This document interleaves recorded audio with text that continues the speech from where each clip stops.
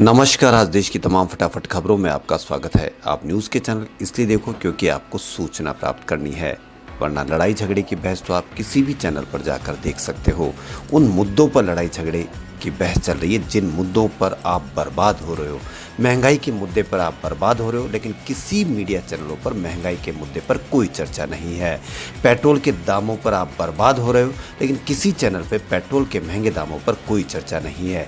आपका बच्चा बेरोजगार होकर ओवर एज हो गया, लेकिन किसी मीडिया चैनल पर ओवर एज होने की कोई बहस नहीं चल रही है, क्योंकि आप लोग भी नहीं चाहते हैं, वो तो चाहते ही नहीं है। और आप लोग भी अपने बच्चों के लिए सीरियस नहीं हो, आप अपने बढ़ती महंगाई से सीरियस नहीं हो, आप बढ़ते हुए पेट्रोल के दामों से सीरियस नहीं हो। ऐसा ही अगर होता है तो आप देखते रहिए, वरना ऐसे चैनलों को बढ़ावा दें जिनमें आपके लिए खबरें हो। वरना वो समय दूर नहीं जब आप इन समय को याद रखोगे और उन चैनलों को और उन टाइम को याद रखोगे। तो बढ़ते हैं खबरों की ओर। नोएडा में सुपरटेक बिल्डर के बनाए 32 मंजिला ट्विन टावर को गिराने के लिए कल रविवार को यानी आज ड्राई रन होगा। उसकी तैयारियां पूरी कर ली गई है। इसी बीच नोएडा पुलिस ने ट्रैफिक एडवाइजरी जारी की है। दरअसल भारत में पहली बार इतनी ऊंची इमारत गिराई जाएगी। इसके लिए दोपहर करीब 2:30 बजे ड्राई रन किया जाएगा, जिसके मद्देनजर बिल्डिंग के आसपास की सड़कों को कुछ समय के लिए बंद रखने का फैसला किया गया है। ट्रैफिक पुलिस के अनुसार इस दौरान ATS तिराहे से फल सब्जी मंडी तिराहे तक मार्ग को बंद रखा जाएगा। इसके अलावा आवश्यकता पड़ने पर LD को चौक से सेक्टर 108 की ओर मार्ग और भी कई तरह के मार्ग जो उससे प्रभावित हो सकते हैं, सड़कों को बंद किया जा सकता है। वहीं आवश्यकता पड़ने पर यातायात डायवर्जन भी किया जा सकता है। इसी दौरान भी किसी को असुविधा होती है तो यातायात ने हेल्पलाइन नंबर जारी किया है, उस पर संपर्क भी किया जा सकता है।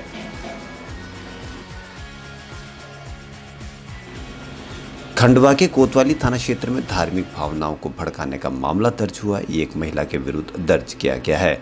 फरियादी ने कोतवाली थाने में रिपोर्ट दर्ज कराई है कि फेसबुक पर पिंकी लाड नाम की ID से एक धर्म विशेष के धार्मिक गुरु के बारे में अनर्गल बातें पोस्ट की गई है, जिससे उनकी भावनाएं आहत हुई है। पुलिस ने इस मामले में प्रकरण दर्ज कर लिया है। गुरुवार देर रात खंडवा के कोतवाली थाने में 20 से 25 मुस्लिम युवा एक महिला के खिलाफ FIR दर्ज कराने पहुंचे थे। FIR कराने आए अशफाक सिगार ने बताया कि पिंकी लाड की एक महिला ने अनर्गल बातें लिखकर फेसबुक पर पोस्ट की है। उनका कहना था कि समाज में नफरत फैलाने के लिए कोई न कोई सोशल मीडिया पर इस तरह की पोस्ट डाल देता है, लेकिन अब ये बर्दाश्त नहीं किया जाएगा। पिंकी लाड नाम की महिला ने फेसबुक पर हमारे धर्म और धर्मगुरु के बारे में गलत बातें लिखी है, उसे जल्द से जल्द गिरफ्तार किया जाए और गंभीर धाराओं में केस दर्ज किया जाना चाहिए।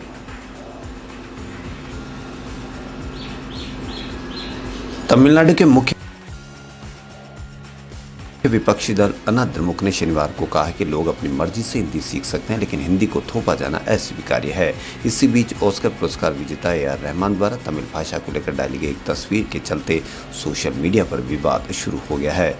दिवंगत द्रविड़ नेता CN अन्नादुरै का हवाला देते हुए अन्ना द्रमुक के शीर्ष नेता O पन्नीरसेल्वम ने कहा कि यदि आवश्यकता पड़ेगी तो जो लोग हिंदी सीखना चाहते हैं वे अपनी इच्छा से ऐसा करेंगे, लेकिन लोगों पर हिंदी थोपना कभी भी स्वीकार नहीं किया जाएगा।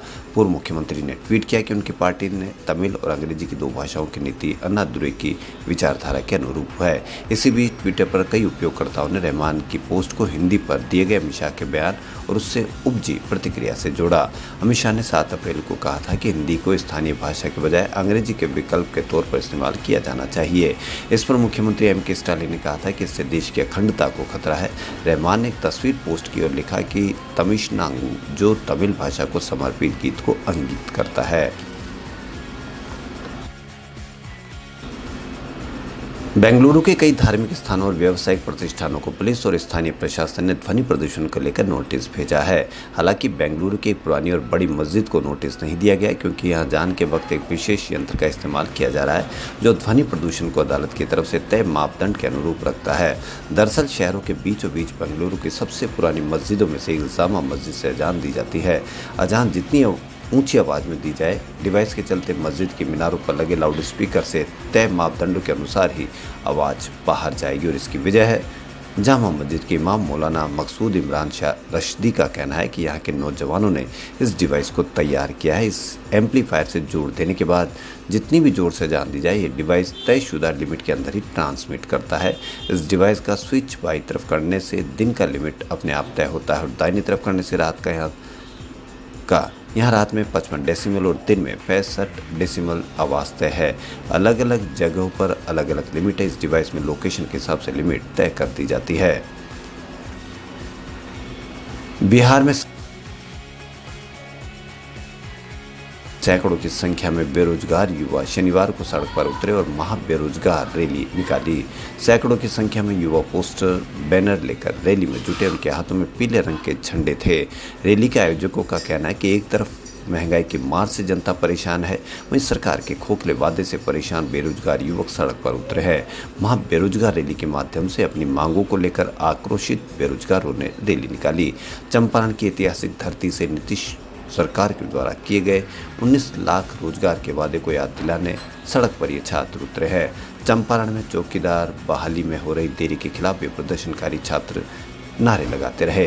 अब देखना है कि सरकार इनको बदनाम करती है या खुद के वादे को याद करती है। राजस्थान में अब आसमान से आग बरसने लगी है। शनिवार को धौलपुर हनुमानगढ़ में दिन का तापमान 45 डिग्री सेल्सियस दर्ज किया गया। उदयपुर को छोड़कर सभी राजस्थान के शहरों में तापमान 41 डिग्री सेल्सियस से ऊपर रहा। जोधपुर, बीकानेर, जैसलमेर सहित पश्चिमी राजस्थान के कई शहरों में लू के थपेड़ों में लोगों को परेशान किया। मौसम विभाग ने 11-12 अप्रैल को बाड़मेर, बीकानेर, चूरू, जोधपुर, जालोर में 35 किलोमीटर की स्पीड से गर्म हवा चलने की आशंका जताई है। प्रदेश में शनिवार को पिलानी, चूरू, गंगानगर, टोंक, बारां, करौली, सवाई माधोपुर में दिन का तापमान 44 से 45 डिग्री सेल्सियस के बीच रहा। हनुमानगढ़, धौलपुर में पारा 45 डिग्री सेल्सियस से ऊपर रहा। लोग घरों से निकलते भी हैं तो वे अपने सिर और चेहरे को ढक के रखते हैं। जयपुर में भी दिन में गर्मी के तेवर तेज रहे।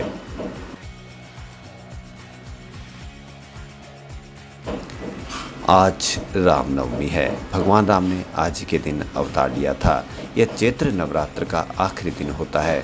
नवरात्र शक्ति की उपासना के 9 दिन और 9वें दिन ही राम का जन्म, जो मर्यादा पुरुषोत्तम है।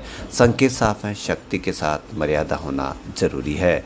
अगर ताकत को संयम और नियमों में न बांधा जाए तो वो घातक हो सकती है। राम भगवान विष्णु का मानव अवतार हैं, इसलिए उनके सारे संदेश आम आदमी के लिए ही है। एक सामान्य आदमी अपनी मर्यादा में रहकर भी कैसे असंभव से कामों को कर सकता है, ये भगवान राम समझाते हैं। उन्होंने अपने जीवन में हर रिश्ते को न सिर्फ निभाया बल्कि समाज के सामने उदाहरण रखा कि हम रिश्ते कैसे निभाने चाहिए, हर रिश्ते में हमारा व्यवहार कैसा होना चाहिए।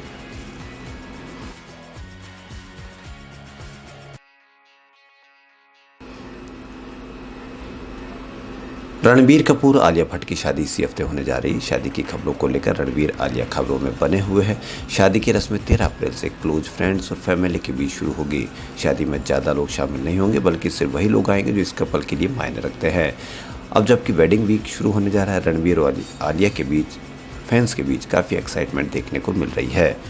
खबरों में फिलहाल इतना ही। यदि आपको हमारा चैनल पसंद आए तो लाइक, सब्सक्राइब, शेयर अवश्य करें। धन्यवाद।